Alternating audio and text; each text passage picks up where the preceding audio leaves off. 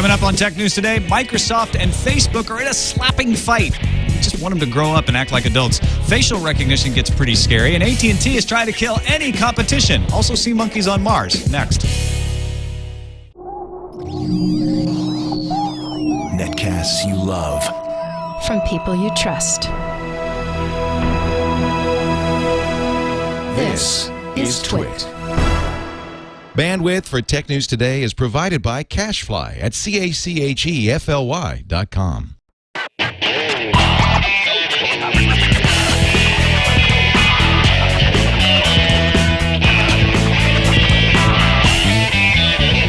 This is Tech News Today for Thursday, August 4th, 2011. Tech News Today is brought to you by Netflix. Watch thousands of TV episodes and movies on your PC, Mac, iPad, iPhone, or TV instantly. All streamed directly to you, saving you time, money, and hassle. For your free 30-day trial, go to netflix.com/twit. Welcome to Tech News Today. I'm Tom Merritt. I'm Sarah Lane. I'm Iyaz, Akhtar. And joining us now from the East Coast, good to have you back on the show, Ms. Natali Morris. Hello. Hey, Natali. This is real, right? We're really going. This is the real thing. It's live.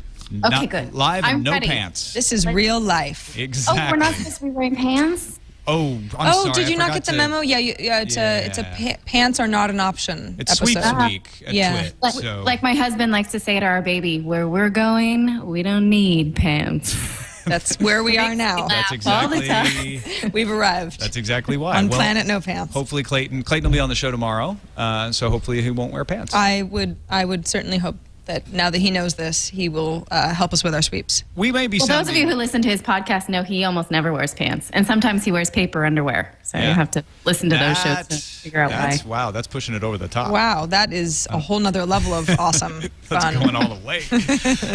We are acting a little juvenile, like Microsoft and Google are acting a little juvenile.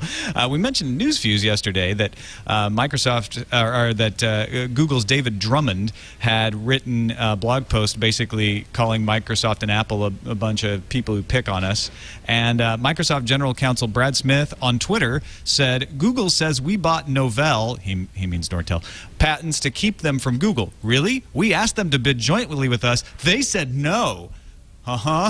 And then And we got the email to prove it. And then Microsoft Corporate Communications lead Frank X. Shaw wrote free advice for David Drummond. Next time, check with Kent Walker before you blog. And then he put a t.co link to an image of an email from Kent Walker, the lawyer from Google, turning down the offer to bid on the Nortel patents. And he also did a very passive-aggressive smiley face in that tweet, too. Yeah. Like, hey, you're wrong, but I'm smiling, so it's okay.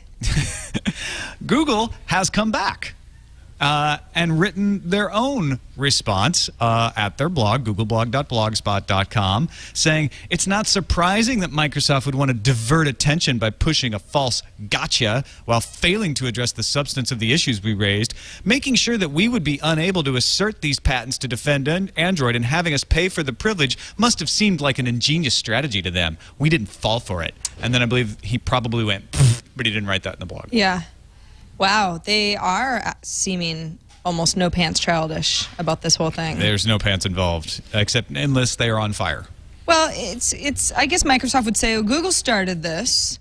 They're making it seem like they were just shut out of something. So the Microsoft people who were vocal about it, I love that he said Novell by accident. It's like, you're going to autocorrect. Sling some mud. Just at least look at the tweet really closely before you send it out. But honest mistake. They said, we invited Google to be part of this. What are they talking about? And then Google's like, well, no, you gave us these horrible conditions that we were never going to say yes to. Well, yeah, what Google's saying, if you don't quite follow, is they wouldn't get any benefit of joining Microsoft and Apple in the consortium and buying the Nortel patents because they want to use the patents to defend themselves against Microsoft and Apple. And then if they jointly own them, that would undermine that effort. Although the email that was posted didn't really say that. That was very passive-aggressive, too. It was like, hey, dude, back from my summer vacation, decided we're not going to do this. Love ya, kind of. Like, that's not really... If they really felt that strongly about it, would this have been the communication that sent that message? It did seem like a flippant way to say, no, we're not going to be part of your consortium. Like, lunch soon, but we're going to pass. And is this really the way big business? I was reading that, and there's no reason to believe the email is false. So we're to assume that that email is true. But is this really the way big patent deals are done, just over email so capriciously? Wouldn't they at least have lunch or something in order to discuss the implications? That's what seems the most odd to me. Unless Google really is like, no way, we're going to be nice about it in this email, but forget it. We're not even interested in buying these with you. At which point, but if there was such a big implication of not doing it, and they were going to then have to pay so much to be compliant, then wouldn't they maybe say, hey, can we talk about this in person? And not just this email, like, just got back from the Caribe. Is that what he said? I just got back from the Caribe? No. Well, it was something about like I've been out of town or whatever. Maybe there were conversations that were had to the point where mistakes were they had made. already said no, and it was pretty obvious. And maybe Microsoft followed up again to the point where the guy He said, felt I came comfortable down with a 24-hour bug on the way back from San Antonio. Okay, Oh, but I'm right. saying that it's capricious. I'm not saying that he was. What about that sipping doesn't sound like a pina vacation coladas, to you? Right?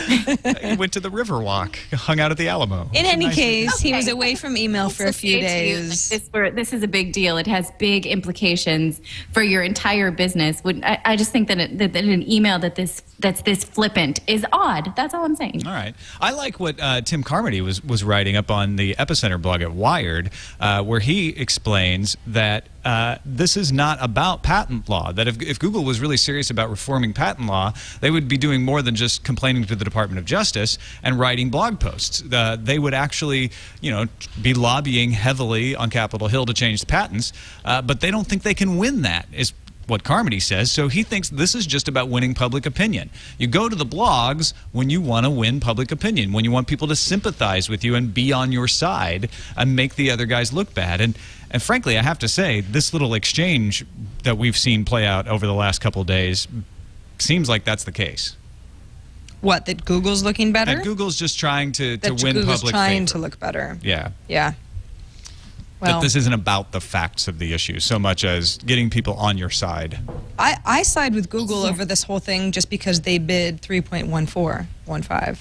Yeah, Six. because they bid pi. Yeah. That also implies that they weren't terribly serious about. It's like at this point, it's like, we'll just bid pi. If we win, fine. Yeah. And they were outbid, of course. All right. Let's move on to Germany investigating Facebook tagging. German regulators said Wednesday that he had asked Facebook to disable the new photo tagging software that does facial recognition and finds you in other people's pictures. He was concerned that its facial recognition feature amounted to the unauthorized collection of data on individuals. The European Commission's data privacy advisor will now determine whether the tagging actually does violate a user's privacy. At the same time, a study is being presented today, August 4th, at Black Hat, authored by Alessandro Acquisti, Ralph Gross, and Fred Stutzman from Carnegie Mellon University, showing just how easy it is to derive personal information from publicly available stuff and your picture. I did 3 experiments. Check these out. First experiment, they collected images from 5,000 anonymous profiles on a dating site, cross-referenced them with Facebook profiles, and were able, just on that amount of information, to identify 10% of the anonymous profiles correctly. Second experiment was to take webcam photos of 93 Carnegie Mellon students, do the same process, just look on Facebook with facial recognition software. They were using, by the way, PitPat, which Google now owns. They were able to identify a third of the 93 students. So a smaller amount, maybe that is why they identified more people. But the third experiment is the killer. Here they didn't limit themselves to Facebook. They were mining all kinds of public information sources, including Facebook profiles, government databases, and the researchers were able to identify at least one personal interest of every one of the 93 students, and in a few cases, the first 5 digits of a social security number. The personal interest doesn't surprise me because I don't know, that's something that you would add to your Google profile or your Facebook profile or something like that. But social security numbers based on a picture?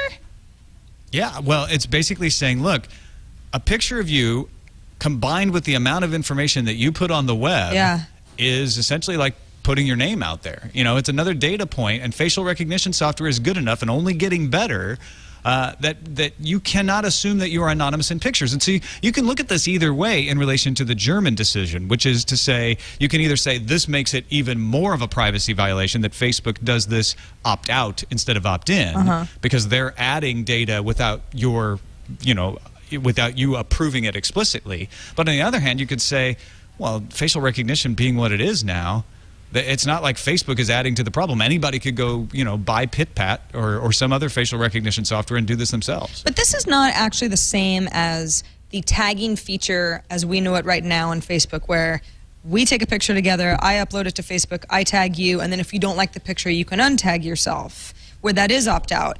Facebook has had this in the works for a long time, where it tags you based on learning your face, based on what is approved of you already.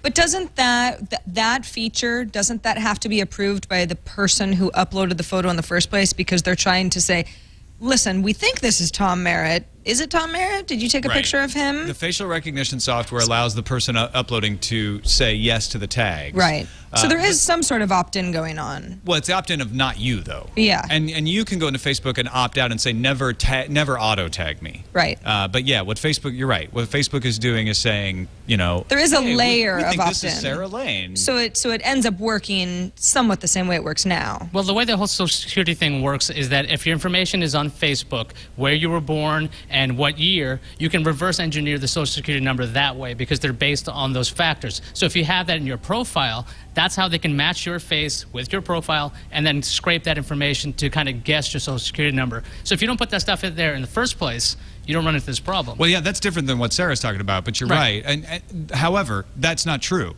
That if you don't put your Social Security number in your Facebook profile, you'll avoid this problem. Oh no! I mean, if you don't put in data like your place of birth, they're just finding public profile information, a couple interests. This facial recognition software is good enough that they can start to, it's cross-referenced. Yeah, it's not if it's in one place or another. Yeah. You can sort of derive based on the information that's available across the web. And what I find most interesting about this is that in the U.S. we have a little bit more comfortable stature on this kind of thing, whereas in Europe, obviously in Germany especially, they take umbrage with these kind of things that violate their personal privacy. And I was reading this book before I went to Europe in the winter just last year about the cultural differences between Americans and Europeans. And a lot of times when you go, you can go to the grocery store every day and see the same girl or the same man in your aerobics class or on the bus, and you know them, and you know when they get on the bus, and you know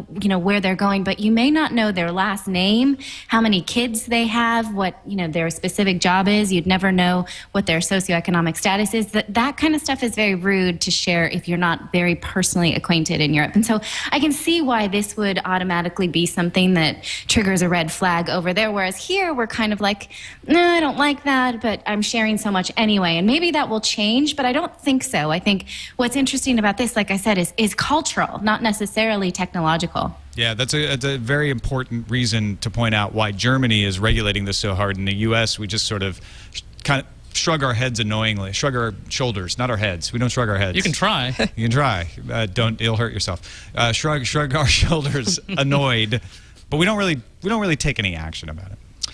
Anyway, just facial recognition getting better all the time. It's pretty smart. I loved this piece about the glasses that in Brazil they were looking, the little anecdote in this story about how in Brazil they wanted to have glasses with cameras in them so that they could photograph the miscreants and know who they were, anyone causing trouble. It'd be great at cocktail parties too.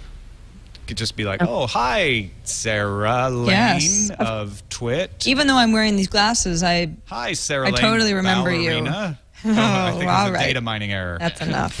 Or the best would be if they could point out when we've spoken before, because how many times they've been at a conference, you're like, nice to meet you, and someone's like, yeah, we've met a few times, and then you feel like a total dodo bird. Nice to see you. It's been since February 12th, 1997.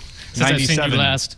1797. How are those kittens? I'm a vampire. So are you. All right.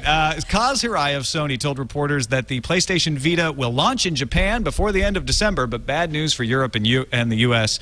You will not get it until early next year. So Sony is going to miss out on holiday shopping in both Europe and the United States. Now, that's where the company generated more than 40% of its revenue last fiscal year.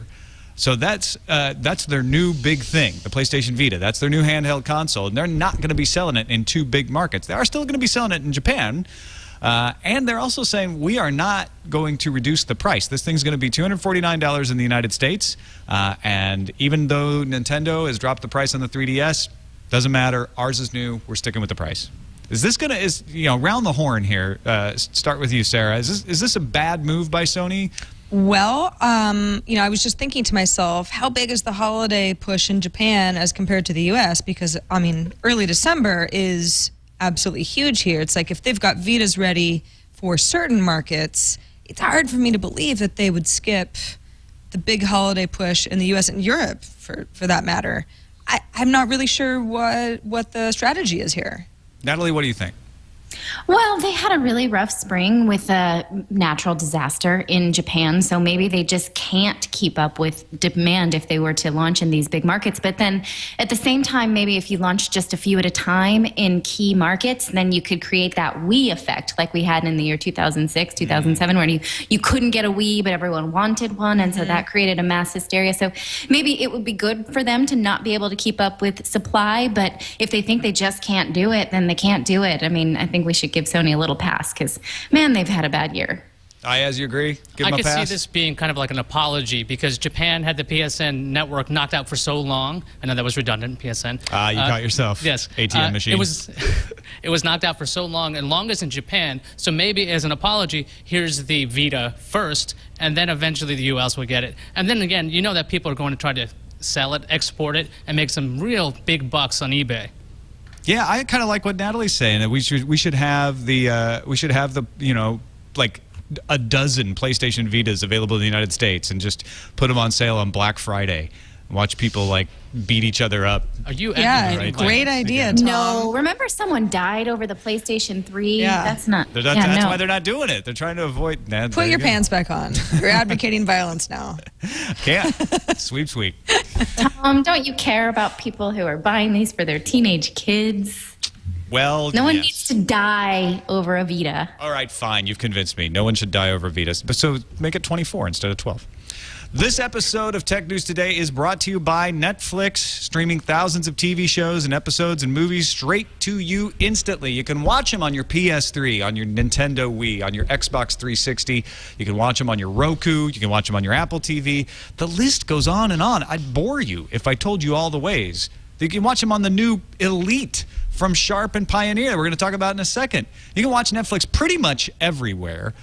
And you can watch it for free for 30 days because you're watching this show right now. Netflix.com/twit is the place to go. If you're already a Netflix user, or if you already tried it out, why don't you just pass that link along to a couple friends? Now, don't spam. That's not what we're asking. But, if you're at that cocktail party and you've got the glasses on and you identify that person that you haven't talked to since February 12th, 1997, you say, hey, you know what? I want to do you something nice. Netflix.com/twit. You get 30 days free. And then they'll buy you a drink in exchange. Maybe. I'm not promising anything, but yes, you can get all the movies and TV shows available on Netflix for free for 30 days. Try it out, netflix.com/twit. We thank them for their support of Tech News Today. Let's talk about those TVs. Sharp and Pioneer are resurrecting the Elite line. They're not calling it the Kuro, but it's got a lot of the Kuro tech in it. 2 LED LCD TVs announced. The Elites will only be available through high-end retailers, and this is why. The 60-inch will cost you $6,000. That's $100 per inch. Is that right? And $8,500 for the 75-inch, or 70-inch. So the 70-inch actually per inch is more expensive. You're not really paying per inch. The Pro 60 X5 FD, that's the 60-inch one, will ship in the U.S. next week. And the Pro 70 X5 FD, that's the 70-inch one, will hit stores later this month. They're claiming, get this, frame rate of about 720 hertz.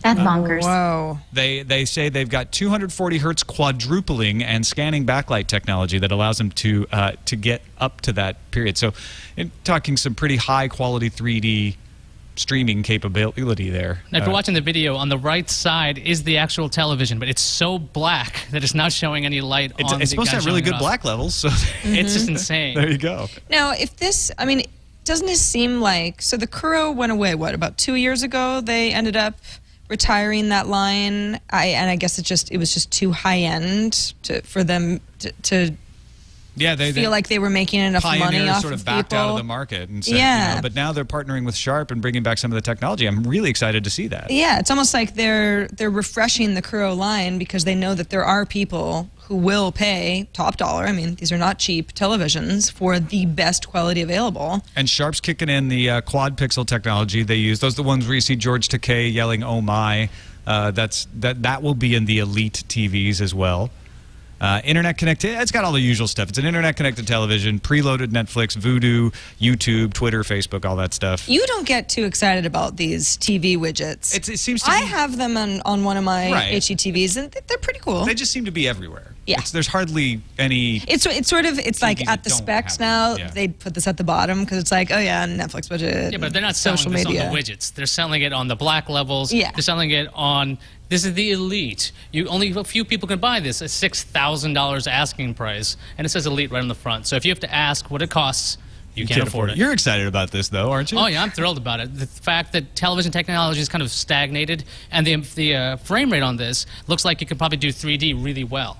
Yeah. It says it's 3D capable, but it's funny that that's not one of the first feat they're putting forward when it comes to that. I mean, at this time last year would have been like, ooh, 3D and getting crazy. And now they realize that there's such a tepid demand for that kind of thing. But yeah, the 720 hertz, we just bought a TV that was 240 and we were like, oh my God, this is going to be amazing. Yeah. And now I already feel like a dork because it's going to be obsolete when this comes out. Well, I want to see how the tests are on that hertz, because they're a little tentative in there. They're saying about 720 hertz. So I want to see how that plays out when Up folks actually, to 720 hertz. when folks actually get their hands on it and do some reviews and testing.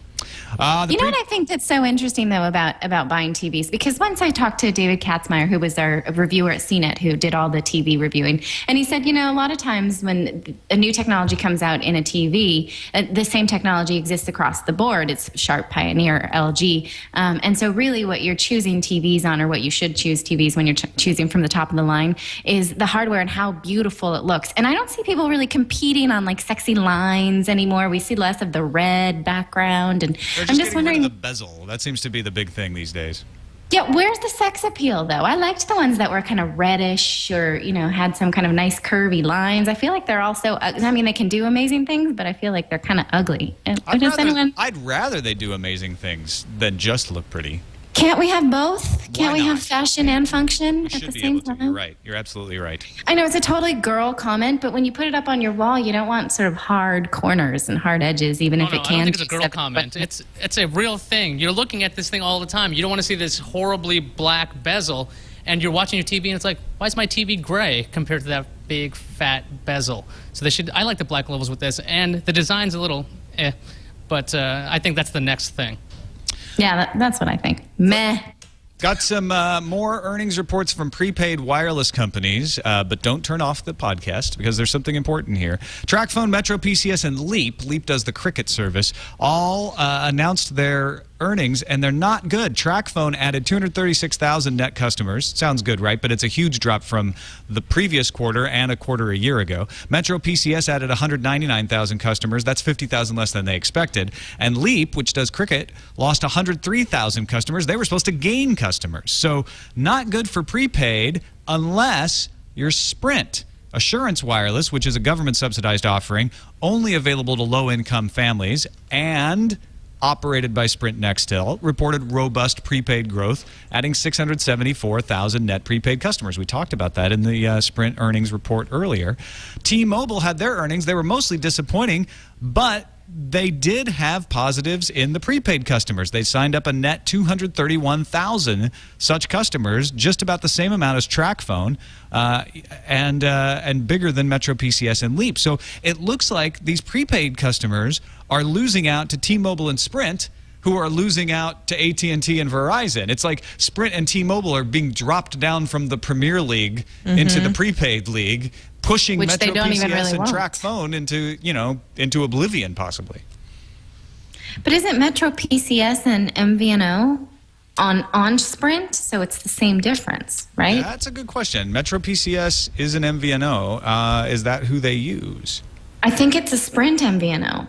Yeah, because Sprint's got a lot of MVNOs, including Virgin and Boost. Well, they own Virgin, Right. Which they bought Virgin, basically. and they also have the Boost brand. And those two actually have really good smartphones these days. So I think that's taking a chunk out of things like Track Phone, where you have this old, well, dumb phones. They're feature phones now. But you can get a fully functioning Android device on something like a Virgin right now. No, the chat room's saying that Metro PCS is actually not an MVNO. They are not. No, you're right. That they're their own thing. Okay. My mistake. They have their own CDMA and they're rolling out their own LTE. They just do it city by city is their difference. So they're regional. They're not available in every market. But there are several prepaid plans that are MVNO, and most of them are Sprint. Some of them are T-Mobile, but I think most of them are Sprint. So it's kind of Sprint is losing the customers that they're contracting through an MVNO, but keeping them as their own MVNO service, which they don't even want to be a prepaid service. So they're turning into their own competitors or something like that. That doesn't make sense, but you know what I mean. Okay, so this report makes me nervous because it looks like we're losing competition. And my belief through all of the net neutrality discussions are if we get more competition in spaces, whether it's wireless or wired, we won't have to worry about net neutrality because people will have choices and they'll go to the choices that are best for consumers. If we see that T-Mobile's going to get bought by AT&T next year, which it looks likely that will happen, and we see that Sprint is taking over the prepaid and folks like TracFone and Metro PCS and Leap are being pushed out, then it looks like we're having less competition. One of my hopes is that Light Squared, which is partnering with Sprint to provide wholesale 4G LTE service, will be able to save net neutrality by essentially saying, look, we're just going to be a dumb pipe, and we'll allow anybody to start a network on our pipes, which will allow for more competition. The problem is Light Squared is running into this stuff with the GPS industry that says you're interfering with our spectrum, and the GPS industry is being a little bit defiant and saying you should not approve Light Squared. The FCC has yet to rule on it. Billionaire hedge fund manager Philip Falcone talking to CNBC today. He runs Harbinger Capital, and Harbinger runs Light Squared. He accused AT&T of leading the GPS opposition. Falcone claims an AT&T lobbyist is heading up the GPS coalition that's blocking Light Squared from using their spectrum. He added that the carriers are pressuring local officials to throw their support behind the GPS camp. And Falcone claims the GPS industry has had years to prepare for the conflict in spectrum use and just never did. He noted that the FCC has mandated the use of the spectrum that Light Squared holds for wireless service. So, you know, that's some pretty big accusations here. But if that's true, that's nefarious. AT&T is absolutely working against your interests, against the best interests of the country, if that's the case.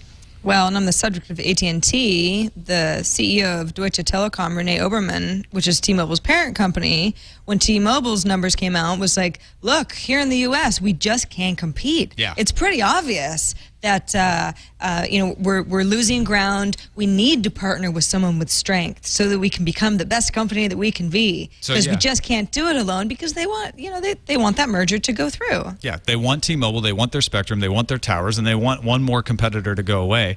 Light Squared has signed up a customer. Now, they've partnered with Sprint, so that's kind of their first customer, but PowerNet Global will become a wholesale customer on Light Squared's LTE network and will develop its own branded voice and high-speed mobile data service for business and residential customers. So even without having the FCC approval yet, Light Squared's able to sign up customers. There's definitely demand for this. There are people willing to get out there and compete.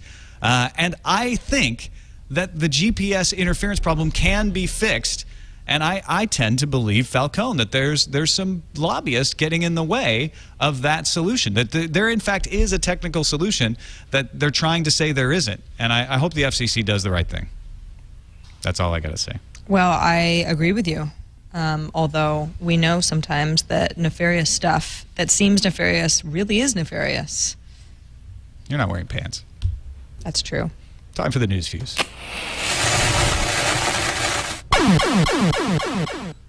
Verizon's upcoming smartphone and tablet plans have been leaked and posted by IGN. The Bionic, announced way back in January, will launch on September 8th.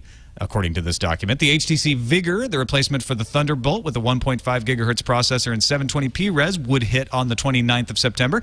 The Samsung Galaxy S2 would get another stupid US name like they always do and be called the Stratosphere, land on September 8th. And LTE versions of the 7-inch Galaxy Tab and the Zoom are also supposedly coming. What do you got against the term stratosphere? It sounds so high. No, it's not and bad. It's like it's up called in the the Galaxy sky. S2. What's wrong with that? I Just don't call know. it the Galaxy S2. Why do you got to change the name when it comes to the U.S.? I know, the stratosphere makes it sound like a roller coaster on top of a Or tall a building. casino, yeah. Or that. AT&T has confirmed with Boy Genius report that AT&T customers running a jailbroken iPhone or other smartphone as an unauthorized hotspot will have their unlimited data plans revoked. AT&T will offer users 3 options. Option 1, stop tethering and keep your plan. Option 2, have the user move to a required tethering plan. Or option 3, AT&T will add the tethering plan for you, the How customer. convenient. Yeah, that's nice of them. They're just like, okay, we'll just go ahead and give you a tethering plan. An undeletable cookie from Kissmetrics has irritated plenty of people. We talked about this on Security Now yesterday. Kissmetrics, as well as sites that use the cookie, are now subject to a class action lawsuit. Spotify, GigaOM, Etsy, About.me, and more are being charged with violating the Electronic Communications Privacy Act, trespass to personal property, and more. Damages could be up to $10,000 per member of the class. Question is, can the companies prove that they had no idea this was going on? And can I get $10,000 out of this? So. Yeah, I think there might be a conflict of interest. Because I surfed somewhere in Giga this. Home. I do it all the time. Right. It's very tight. Yeah. Okay. I well, used Spotify. give it a try. I have an About.me profile. I want my $10,000. Google's been kicking people out of its still invite-only Google Plus social network. We talked about this. If you don't have a proper name, etc. But the latest high-profile reject is Blake Ross, who just so happens to be a product director at Facebook. Ross announced he was booted. He announced this via Twitter, saying he loves a lot of communications methods, and are they just banning all Facebookers? I smell fear, says Ross. Now, if you search Google News. If you smell fear, run. But if you search Google News for Blake Ross, there's also a recent murder by a man named Blake Ross, so it's possible that Google confused the two. In any case, the Blake Ross that works at Facebook now has had his G+ profile reinstated. It's very weird. So you think that Google thinks Facebook employees are all murderers? No, I think, well, maybe. I'm not sure. It's weird that he took to Twitter in order to post this to his Facebook about his Google Plus. Exactly. It's so meta. Yeah. ComScore has issued a new report about the top smartphone OS. Guess who's number 1? RIM. No, not RIM. Oh. Not WebOS either. It's Android, which is now up to 40.1% of the market, up 5.4% since March. They always do a quarter-by-quarter change metric there. Rounding out the top 3, Apple iOS at number 2 at 26.6%, RIM at 3rd, 23.4%, Symbian hanging in there like a little kitten, baby, 2.0%. Meow. Do you want to play games, get a deal, and help indie game developers all at the same time? Yes, yes, and yes. If you answered yes like Tom did, even 3 times, you might want to check out the Hundle Indie Bundle.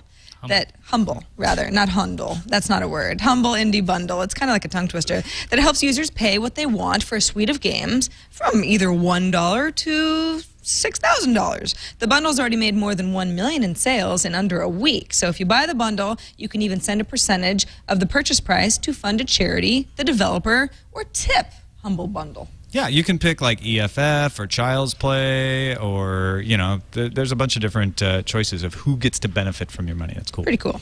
Clearwire's CTO John Saw told CNET today that even though they announced a new LTE network they would sell wholesale, they will not give up on WiMAX. We speculated on this yesterday. They intend to add capacity and expand into new markets with the rival fast wireless technology. Saw said they still sell a lot of WiMAX devices and they're not stopping.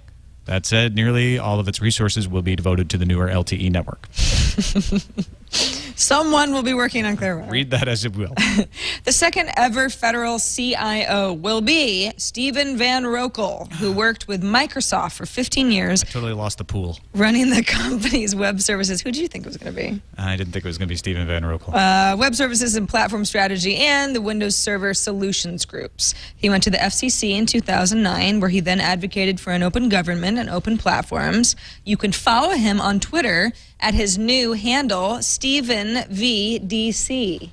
Don't forget Black Hat's going on over there. Dan Kaminsky is doing his thing, showing off a tool called Neuter, and yes, it's spelled with zeros, that helps you see if your ISP is slowing down traffic or speeding up traffic from particular sites. It's a net neutrality detector.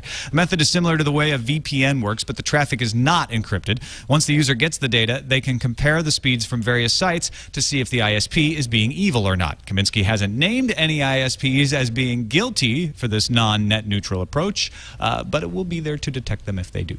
Also a Black Hat, Dylan Beresford presented more software vulnerabilities for Siemens industrial controllers, including serious remotely exploitable denial of service vulnerability, more hard-coded administrative passwords, and even an Easter egg program that was buried in the code that runs industrial machinery around the globe. Are you afraid yet? Beresford reported 18 separate issues to Siemens, and the company is ready to patch, and I'm sure thanking him profusely. Haven't had enough fun stuff from Black Hat yet? No. Scared yet? More. Mike Tassi and Richard Perkins unveiled WASP today, the Wi-Fi aerial surveillance platform.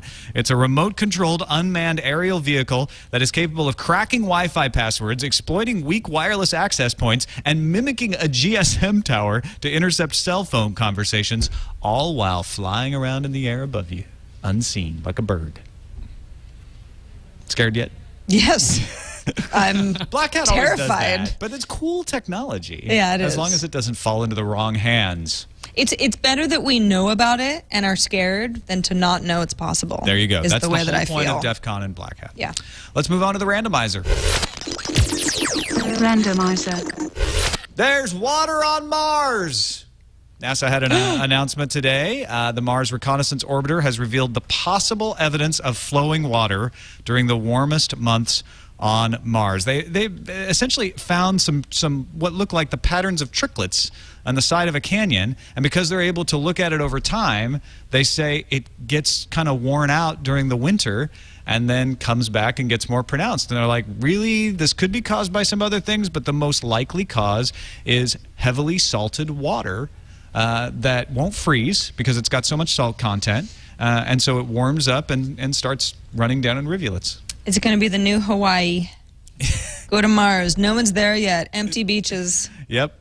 It's I was looking for specifically if it was water, like H2O, or if it was some kind of different chemical or molecular makeup that survives on that planet, because it might not survive here. They say liquid a few times, but then they also do specifically say water. So they don't say it's H2O, but they're not 100% sure it's H2O, but they think that it can't be liquid carbon or carbon dioxide frost because it's just too warm at some of the sites. It's too cold for pure water, but it could be salt water. So they're thinking it's a brine. So there might be brine shrimp on Mars. NASA's not saying that, but they like to hide the existence of intelligent brine shrimp on Mars. Quite often they're accused of that. On to the calendar. Skype 2.1 is out, and it lets the majority of Android devices use video chat. You should be excited about that if you're an Androider. Phones include HTC, the HTC Evo 4G, and the Galaxy S. On the tablet side, the Flyer and the Galaxy Tab are also supported now. So right on, Skype. Beating a lot of streaming audio services. Wish we had seen this on iPad today. The Rdio iPad app is now available with both streaming and offline music access. We'll definitely talk about that next week. But that's, if you're an Rdio user, they have a nice app, but now they have an iPad specific app. I can't wait to play around with it. The Samsung Galaxy Tab 8.9 has shown up for pre-order at Amazon.co.uk and is set to ship August 11th. The Pony, as in PWNIE, the Pony Awards were announced at Black Hat last night. Who won? Best privilege escalation bug went Best to... pronouncing it a best privilege escalation I know, I'm bug. really having a tough time today. Tarjei Mant of Norway's Norman Security. See, then you pronounced his name. Well, With now the pressure's on. Lifetime achievement went to Pipax. Pipax, yeah, that's the hacker name. Most Epic fail. Oh. Is the most epic fail is my spelling of epic fail. It's paic fail. Yeah. That's actually an epic fail in itself. There you go. Wow. That was a But I fail didn't inside a win. fail. The most epic fail went to Sony, the man who hacked Sony. GeoHot won for best song. That was a remember, great he rap. rapped. He was pretty good. And epic ownage was a fight between Bradley Manning and WikiLeaks, Stuxnet, and Lulzsec. Black Hat may get DDoS'd because Lulzsec lost to Stuxnet. Ooh, Stuxnet win. Well, yeah, let Lulzsec win. You know they want to win. Yeah. I mean, come on. Let the lull. Was that really what you wanted to do? It's like the Wookiee. Nokia's launched the N9 countdown page, counting down to Nokia's Migo phone coming in 49 days. And tomorrow through Sunday, HP will sell the 16-gigabyte touchpad for $400, which is $100 off its original price. All right. On to the voicemail. Got a call with someone who is concerned about iDen's network going away in 2013. AT&T crew. I work for one of the largest consumers of fireworks in America. Start guessing. You'll probably guess right. JC's. Anywho, I heard some distressing news. You said the iDen network's going away. The iDen network is important because we use that for our pyro loading and unloading. Because the iDen network can be on receive mode only. If you have a cell phone, a Wi-Fi transmitter, Bluetooth, anything near pyro than 15 feet, it could set it off. The next telephones we use are receive only, so you can have it next to you, you can hear calls. And when you need to talk, you can walk 15 feet away. So that's some distressing news that's going away in 2013. Love the show. So Iyaz and I did a little research and, just very brief research, and we found some references to the new CDMA push-to-talk that indicated that it would have a receive-only mode. But if anybody out there knows for sure, let us know, TNT@twit.tv. So hopefully when you replace those push-to-talk phones, you won't be blowing up yourself. That would be a plus. That would be... We think Disney? Yeah, Disney. Like, who else has, like, giant theme parks and has all this explosions every couple hours? Maybe Disney. And they own a baseball team, so maybe they're just exploding things at will. All right, on to the email. Frank Daniels writes in and says, there is something that can only ever be done on a virtual Segway tour. We were talking about the app that lets you use your Wii Fit to act like you're on a Segway in the Street View version of Google Maps. Virtual Segway tour of the canals of Venice. Even Woz can't do that in real life. I've never looked at the canals in Venice on Google Street View. Are they in great detail? Where you can kind of like push forward? That's pretty cool. Can you do that, Natalie? Do you know? I don't think so. I mean, they would have to get some sort of a Google Maybe water in, machine with a camera on top of it. They just go on one of the gondolas.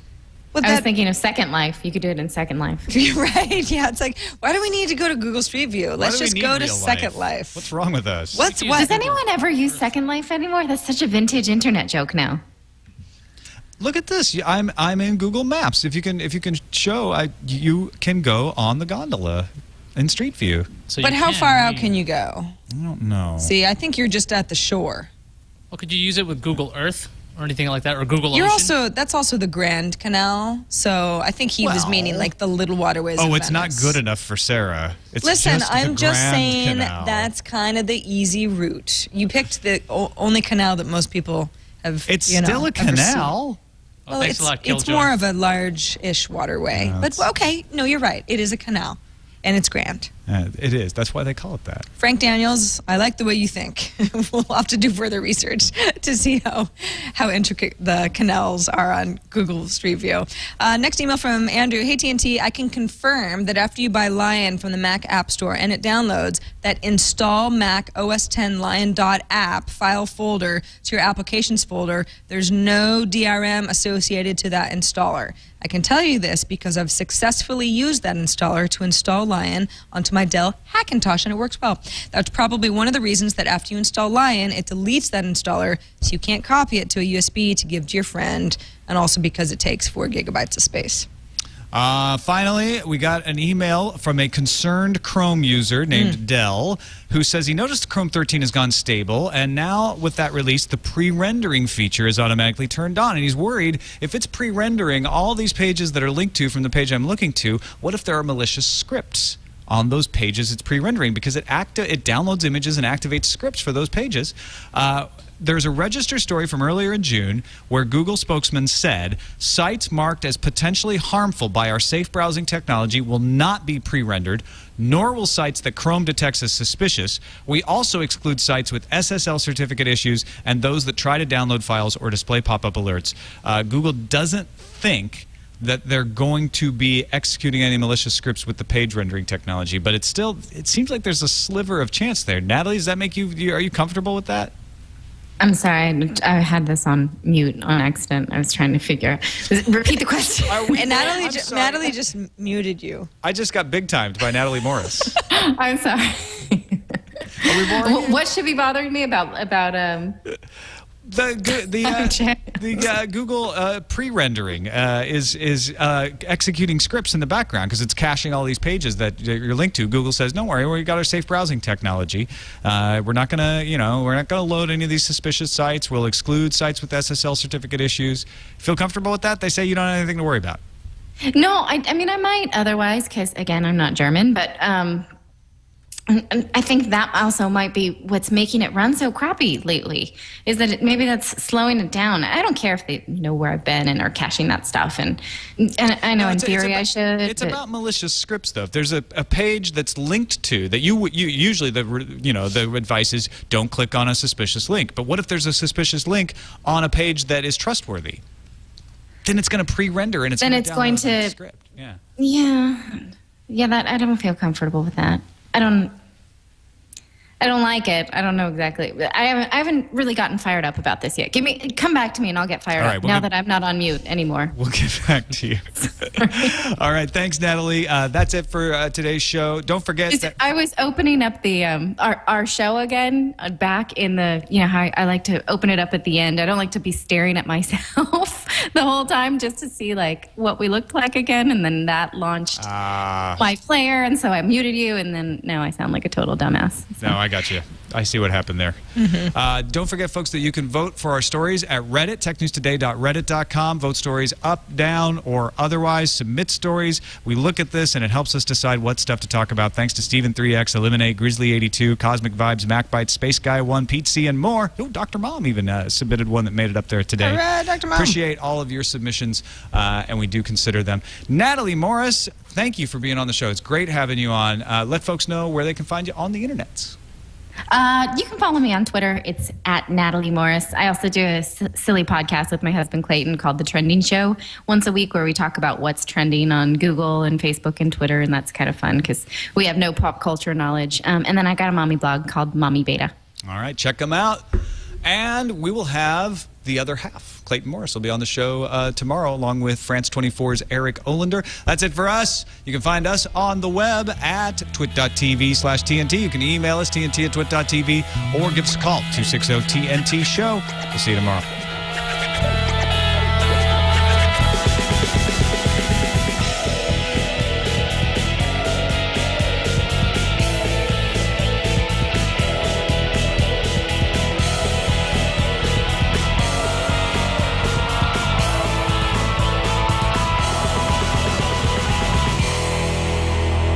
Talk to the hand, Tom. Where's the hand? Because the face stopped listening. The face muted you. Where's the hand? I can't even see the hand. Right there. Hand check.